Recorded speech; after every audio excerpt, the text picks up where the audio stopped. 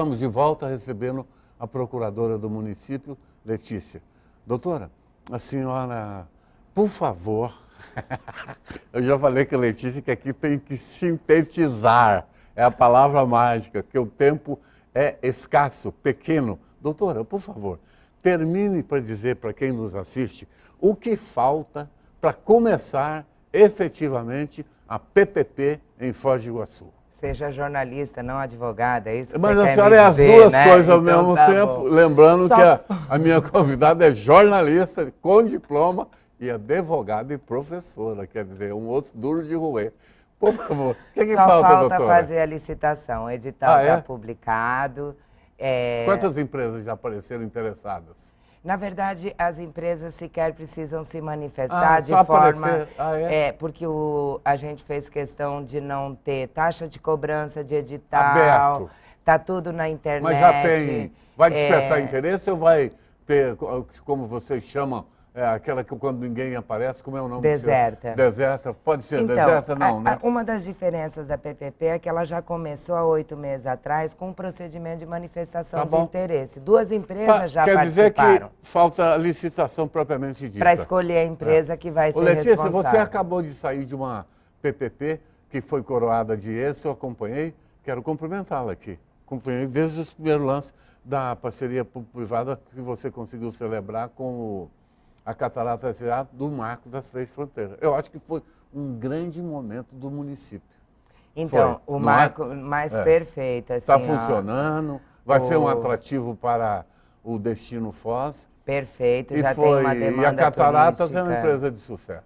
ótima. Sofremos bastante para licitar. Na verdade, não é uma PPP, é uma concessão. Como tem no parque? Como tem no parque, a diferença é grande no sentido de possibilitar também esse investimento. Tá. Mas a gente teve algumas dificuldades, superamos todas. Tá bom. Hoje já é uma realidade. Vejo muitos iguaçuenses assistindo o pôr do sol e isso me deixa com satisfação. E só tem 30% pronto, né, de tudo que foi licitado e do contrato que foi assinado. Então teremos mais novidades. Ô, Letícia, uma coisa que eu achei curioso, você não atuou, mas você deve ter tomado conhecimento, como boa observadora que é. Agora também saiu um contrato com o município e uma empresa de Foz chamada Tarobá. A Tarobá conseguiu a concessão da rodoviária por 20 anos. Foi um procedimento também Que é uma coisa que realizado. aconteceu no governador Brandino. Ele fez um contrato de 20 anos com a TEF, expirou e agora fez um segundo. Eu sempre pergunto aos meus convidados que trabalham na máquina pública, porque a rodoviária é um centro de comércio muito intenso. O meu sonho é que a rodoviária tivesse sido uma PPP, porque você imagina se a gente E por que não encontra ficar com a prefeitura? um privado... Por que não a prefeitura não tocar para ganhar muito dinheiro, para ajudar as pessoas que precisam? Mas o privado, imagine se a nossa cidade tivesse uma rodoviária linda, maravilhosa, em forma de cataratas, qualquer projeto temático, né? Então você poderia fazer uma PPP e procurar um privado que Por tivesse... que não fizeram? A PPP é complexa. Ela, para você ter uma ideia, esta da saúde, como eu disse, começamos há 8 meses. Ela tem muitas fases para serem cumpridas. Exige uma equipe técnica muito especializada. Quando eu tive a oportunidade de conversar com meu amigo Budel, já estava em andamento essa concessão, atrasaria a providência que ele já Porque havia ele já agendado, tinha feito um TAC com o MP. Talvez por isso. E então... Mas está de pé. Assim como outro sonho é a PPP do teatro. Nós temos investidores para isso. Já houve manifestação nesse sentido. Tá bom. Todos esses equipamentos a gente vai bem. Vamos um pouquinho falar mais amenidades aqui. A senhora teve mais de 10 anos em Curitiba. Foi uma espécie de uma transferência que faz, servidora Uma daqui, sessão pública. eles mandam um de lá e vai um daqui. Não? Exato. A senhora ficou quantos anos lá? Eu fiquei aproximadamente 8 anos. Trabalhou nos 8 anos do governo Requião. Não, Requião. Pegou 8 anos de Requião, não foi? Os Peguei 2 mandatos? 6 anos de Requião. E 2 de Richa? E 2 de Richa. E que setor a senhora atuava lá? Aí vem também uma coincidência, Só tinha né? um cargo importante lá. Eu presidi a Comec, que é a coordenação da Isso. região metropolitana, engloba 39 municípios, daí eu digo que são 39 prefeituras num lugar Comec, só, né? Trata com os interesses difusos, transporte Isso. coletivo, meio ambiente, Eu conheço o Comec, é lixo. pesado aquela pasta. E ali que começou também a PPP. É pesado, foi uma experiência ótima. Te deu know-how. A maior satisfação Né? é poder aplicar agora no meu município os conhecimentos e a expertise que Muito a gente bem. adquiriu. E a senhora foi chamada porque terminou o período de... A senhora poderia ter continuado lá ou não? Não, na Ou pediu pra verdade, voltar? houve a minha exoneração desse cargo, era um cargo de, Político, de confiança também do governador, né? O Beto assumiu e exonerou-a. E, não, eu fiquei nos 2 anos Tá, ainda. depois, no Aham. final, a senhora saiu. Qual foi o motivo? Afinal, a senhora estava... Acho que não teve nenhum motivo específico, a não ser, talvez, a necessidade partidária de do cargo. acomodação. E a senhora voltou para Foz. E aí, como eu também já tinha muito tempo, na verdade, a minha lotação hoje é na divisão de recursos da capital, né? Eu atuo nos processos do município, Lá. no Tribunal de Justiça e no Tribunal de Contas, né? E a gente consegue, com isso, estreitar bastante A coisa. senhora vai sempre a Curitiba por causa disso. Na verdade, eu venho de vez em quando a Foz, porque daí na divisão de recursos eu acabei cedendo a esses pleitos que o senhor falou, que o Reni me encarregou e resolvi responder. Letícia, Isso exige que eu fique o aqui município algum tempo. mantém um quadro, eu acho que são 12 ou 15 procuradores, todos concursados. Antigamente podia botar comissionados, hoje não pode mais, tem que ser concursado. Existe 1 ou 2 que ficam lá em Curitiba também para resolver as questões, ou não tem mais? Sim, tem, né? hoje 2. Procuradores. Eu e mais um procurador que já se encontra lá também. A demanda da capital é muito grande, principalmente no Tribunal de Contas, onde a nossa ausência foi maior nesses últimos tempos e isso acaba implicando principalmente na Secretaria da Fazenda, por exemplo, que acaba não conseguindo realizar alguns atos quando você não está ali na hora para resolver e botar o negócio para andar. Eu vou fazer uma pergunta para a senhora que virou uma espécie de lenda no município. A senhora me permite? Jura, claro. Você fica à vontade. Não, é uma história que entrou para o anedotário da fronteira. Eu aproveito Temos muitas, a senhora, né? Comenta-se que lá atrás, quando o Dobrandino foi prefeito, ele entrou aí, o prefeito está sujeito a essas intempéries, né? Às vezes quer fazer uma coisa bem intencionado e vem lá o promotor e puf. É assim o nosso sistema republicano. Muito bem. E o Dobrandino, na época, fez lá uma cooperativa do qual Porto Meira para gerar emprego para as pessoas, provavelmente até bem intencionado, quero crer, no primeiro momento, e acabou por ser denunciado e surgiu uma ação civil pública, né? E foi tramitando, e aí vem a lenda. A senhora tem a oportunidade, te deixa desconfortável se eu trazer o assunto à tona? Não, de forma alguma. E aí a senhora teria, segundo se comenta, ele foi processado, né? O processo começou a tramitar e a senhora era uma das advogadas de defesa dele e num determinado momento precisava pagar uma custa no cartório e a senhora perdeu o prazo. E aí ele foi condenado, teve os direitos políticos suspensos por 8 anos. Eu já ouvi isso de várias pessoas. Isso é lenda ou é realidade? Na verdade, porque perder prazo, qualquer advogado está sujeito. É comum, ninguém é perfeito, não é verdade? Às vezes prazos, eles são conta dia certinho, a pessoa muito assoberbada, se perdeu, não foi. Isso é verdade, Elis? Que você perdeu o prazo para pagar a custa? Os incidentes processuais são muito interessantes dentro de um processo. Exatamente. Na verdade, eu digo que ocorreu. O advogado tem uma lenda que diz que ele deixa para o último dia o prazo, Sempre, né? Pois então, aí nós quebramos a regra e resolvemos nos adiantar ao prazo, né? E tratava-se tão somente de protocolar a peça junto ao Poder Judiciário, ao Fórum Local na época, né? Isso foi feito através de um estagiário da época e tal. Ele foi lá, protocolou o processo e na hora que ele chegou, o estabelecimento bancário já estava fechado. Certo. Mas ainda existia um dia de prazo, que era o dia seguinte, o prazo final. E no dia seguinte foi feito esse recolhimento e a jurisprudência tem bastante Então, discussão acerca do a tema, lenda né? A não lenda procede. já fez transitar em julgado, né? A senhora já ouviu isso aí, provavelmente, né? Esse que eu acabei de colocar, já deve ter escutado Não aqui de uma acolá, forma né? tão elegante como você Por colocou, favor, né? mas já o tinha escutado, mas né? talvez de uma forma bastante perniciosa, com maldosa. né? Não existiu, né, Letícia? E que, então, na verdade, a nossa trajetória, como você citou, familiar, pessoal, sabe? Não ocorreu, é superior a tudo não isso. Ocorreu. Dessa forma, Tá não. bom. Muito bem, Letícia. Agora, em abril, nós vamos ter um grande acontecimento no mundo jurídico do país. Vai entrar em vigor o novo CPC. Né? A senhora é professora de Direito Comercial, mas entende bastante do processo civil brasileiro, né? E esse novo código, a senhora já teve a oportunidade de ler algumas coisas? Olha só como daqui a pouco o tempo passa bastante, né? Eu, quando no exercício da função pública, eu estou afastada da advocacia, certo, né? Mas, claro, a gente acaba, como o Código de Processo Civil envolve quase todas as disciplinas, e nesse tempo de afastamento, ou seja, desde que eu desempenho a função de procuradora ou de presidente da Comec no governo do Estado... Sim, nessa sua vasta experiência. Né? É a segunda vez que o Código de Processo Civil vai mudar. Eu não consegui estudar a última versão inteira ainda, né?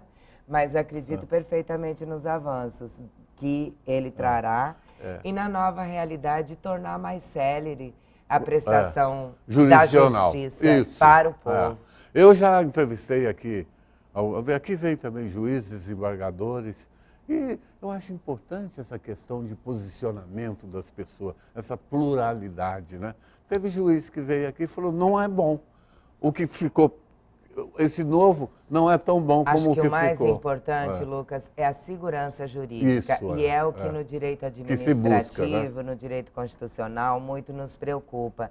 Hoje, um gestor público, se você perguntar para qualquer um deles qual é a sua maior dificuldade, é a insegurança jurídica. Porque nem mesmo, às vezes, quando você tem uma manifestação do Supremo Tribunal Federal, você consegue tomar uma ação que realmente você esteja tranquila e não eivada Letícia, de acusações. Eu vi o prefeito Reni Pereira, deu uma entrevista a uma rádio AM anteontem. De manhã eu tenho hábito de fazer caminhada e vou escutando as notícias. O Reni foi muito feliz quando falou sobre essa PPP. O Reni é um político competente. Tanto é que ganhou a eleição aí, né? E fez a mulher deputada.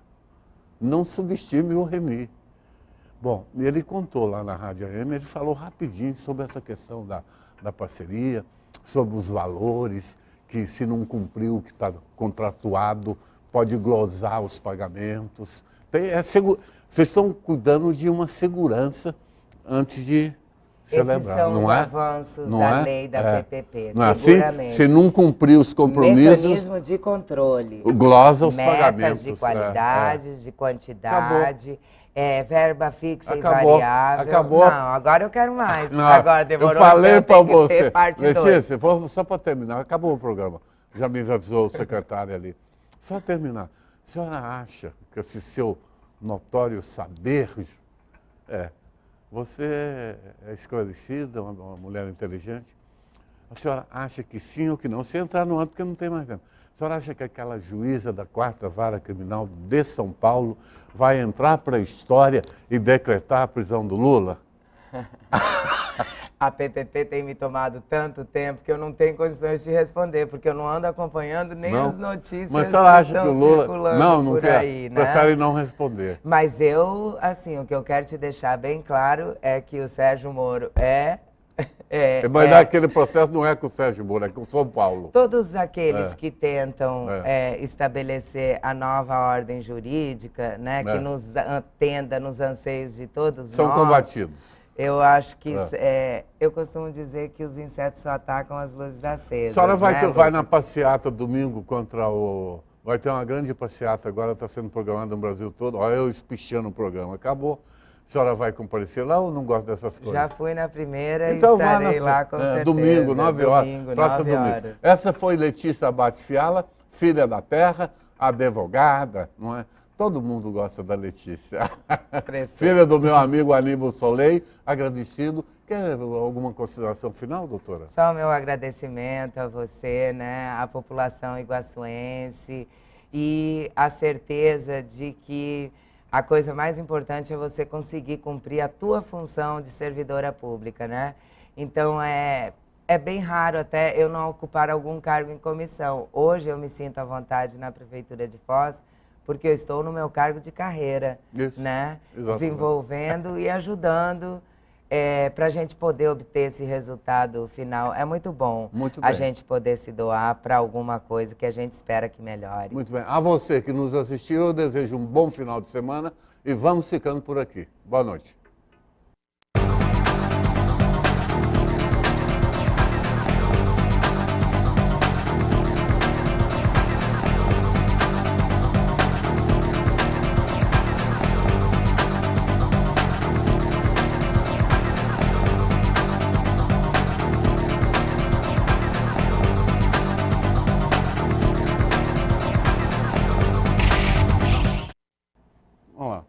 Nem entrou, não avisa. O que aconteceu hoje, Luizinho?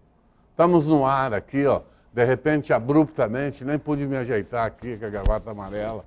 Convidada especial hoje. Botei a gravata amarela, a chique que eu tenho. Bom, Poder e Política está no ar. Eu sou Hélio Eduardo Lucas, todo mundo me conhece.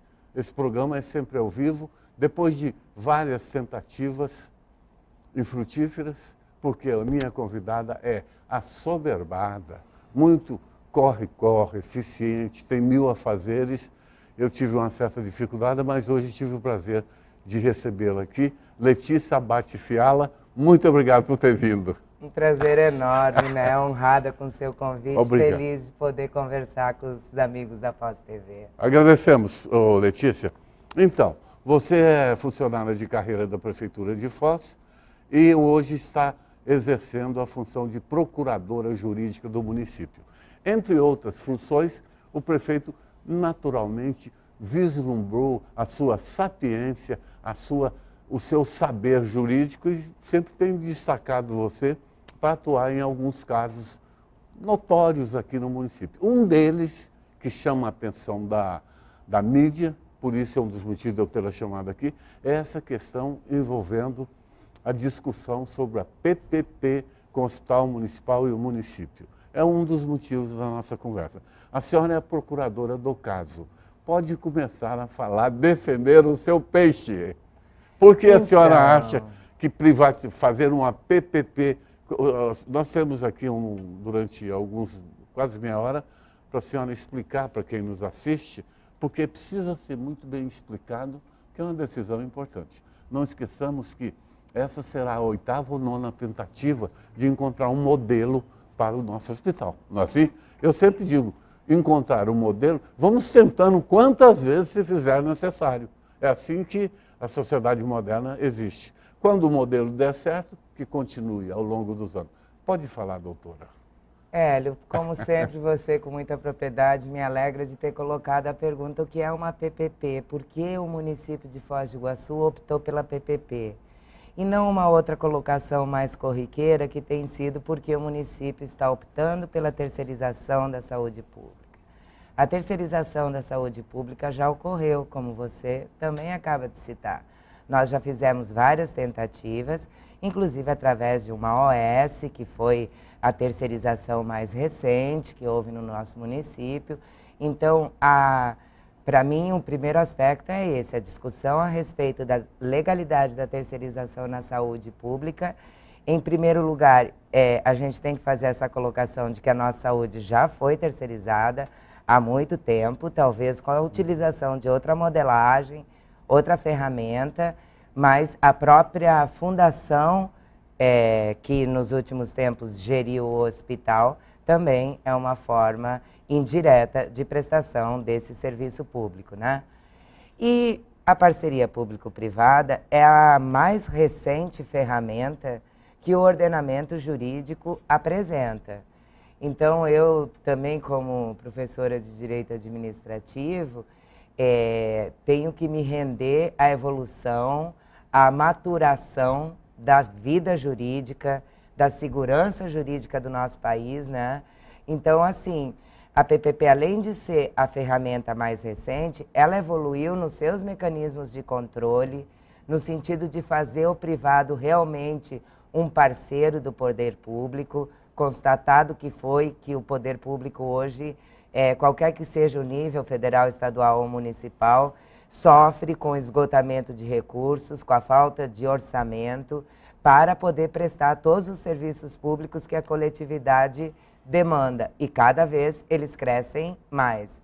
Então optamos por essa, na verdade, quando eu cheguei, retornei ao meu cargo de servidora pública, concursada que sou como procuradora, recebi essa missão do prefeito Reni Pereira, que já havia manifestado a oportunidade, a conveniência da adoção desse modelo, e veio muito em coincidência com um prazer muito grande meu, que é de adquirir novos conhecimentos e sempre estar me qualificando na área. Então, eu estive um tempo no governo do estado, e isso fez com que já há 3 anos eu viesse me especializando na lei de PPP, assim como fiz quando iniciei a minha carreira, que eu me especializei na lei de licitações, que até então era a 8666, e até hoje, de 93, que até hoje a gente continua estudando. Uma lei memorável, criada no governo de Fernando Henrique Cardoso, que perdura até hoje, e eu diria que é um pilar, porque ela realmente funciona. Nós vemos aí inúmeros políticos serem condenados, terem os seus direitos políticos suspensos por infringir a Lei 8666, não é? De Exatamente. 92. De 93. 93. Ela Início traz... Final do governo Itamar. A maior novidade dela na época era o capítulo de crimes, porque até então todos os crimes em licitações eles eram tipificados dentro do Código Penal. E a Lei 8666 capitulou, tipificou os crimes próprios que foram produzidos durante esse procedimento. Mas a gente continua estudando, ela tem falhas, eu me lembro que ela é boa. Ela avançou, mas só para você ter uma ideia, desde 97, 98, tramita no Congresso Nacional um novo projeto de lei para substituir a 8666. Sim. Porque logo foi revelada algumas deficiências que acabam atrapalhando a eficiência da função pública. Muito bem. Doutora Letícia, voltando à PPP, nós temos uma oposição aqui no município, como em todo lugar, tem a situação e a oposição, se bem que a nossa é incipiente, né? Eu diria, porque pelo número de políticos que estão inseridos nesse bloquinho lá da Câmara. Nós temos 15 vereadores, a rigor 4 fazem oposição. Isso é menos do que um quarto, é pouco. Mas, enfim, eles fazem o papel dele, é importante que assenha também a oposição. E eles alegam que essa PPP é a principal afirmativa, que o MP, esse órgão auxiliar do judiciário importantíssimo, não é contra as PPP. Entretanto, todavia, contudo, parece que já tem um julgado no Supremo que não diz exatamente isso que o MP diz. Fale sobre isso. Então, nós recebemos realmente, aliás, logo que soubemos da investigação do Ministério Público, tentamos prestar todos os esclarecimentos necessários, possíveis. Nessa época, a nossa PPP estava cumprindo a fase de consulta pública, onde o edital ficou disponível para todos os cidadãos durante 30 dias. A gente esperou muito desse momento, uma vez que havia esse questionamento, tanto por parte da Câmara, desses vereadores que estão, sim, na sua função de oposição, e o Estado Democrático de Direito exige que isso realmente exista. Então, a gente esperava muito da consulta pública, porque era um tempo, na PPP, a audiência pública é substituída pela consulta pública, porque é um tema mais complexo. Então, você tem 30 dias para que você faça uma demanda, para que você obtenha uma resposta robusta, condizente, para que você não fique atrelado a 3 minutos de prazo, para você falar sobre um edital que tem 680 páginas. E sobre o Supremo e o MP? O Supremo Tribunal Federal já se manifestou com relação à possibilidade, existe uma ação direta de inconstitucionalidade, uma ADIM, a 1923, ela já tem vários anos, inclusive, em andamento, em processamento, e ela discute a possibilidade da saúde pública ser objeto ou não de terceirização, seja qual for a modelagem, OS, Mas não PPP. tem lá um julgado dizendo que, porque parece que tem 2 estados brasileiros, não sei se Mato Grosso e Bahia, que já praticam a PPP? Vários estados brasileiros já praticam a PPP. Mas, então, essa DIN, ela consagra, inclusive, a PPP, como ela reconhece também a OS, por exemplo, né? Com a possibilidade de assumir complementarmente o serviço de saúde pública. Tá certo. Né? Então, nós temos um outro recurso extraordinário que também já tramitou, que discute a questão do SUS, o envolvimento dos recursos públicos e você repassar isso ao parceiro privado e também possibilita. Então, a segurança jurídica para a gente... Quando a gente iniciou o processo, a gente se fundamentava no voto do relator, o ministro Fux, porque o acórdão não tinha transitado em julgado ainda. Né? Nós tivemos já esse trânsito em julgado, já é uma decisão final, então isso nos traz segurança jurídica. Doutora, sim, pois não. Por outro lado, recebemos a recomendação do Ministério Público de suspensão do processo e aguardamos a publicação do edital, inclusive, que ocorresse após essa situação, para que a gente pudesse eventualmente atender qualquer manifestação, qualquer equívoco. E a questão é que nós prosseguimos no processo, porque justamente, por mais que a gente respeite, a função institucional do Ministério Público é necessária, nós vemos dia após dia a evolução que isso traz para a sociedade, né? Mas os argumentos apresentados, eles são específicos, né? E já comprovados. Por exemplo, um deles seria que a saúde pública não pode ser objeto, isso o Supremo já disse. Outra coisa seria que a gente está transferindo o todo da saúde. Não, nós estamos transferindo urgência e emergência. Rede básica continua com o município, a gente pretende engrandecer para que a demanda lá em cima seja menor. E o terceiro seria uma proibição da própria lei de PPP, de que não pode haver objeto único, e o Ministério Público entende que o nosso processo tem objeto único, o que não se verifica pela simples razão que, concluo, temos a gestão do hospital, temos a construção de novas unidades de saúde, instalação de equipamentos e o sistema melhor qualificado. Estou conversando com a procuradora Letícia Abate Fiala, de família aqui tradicional, filha do meu amigo saudoso Aníbal. Aníbal era meu leitor do meu blog. Ele adorava. Vamos para o comercial, voltamos na sequência.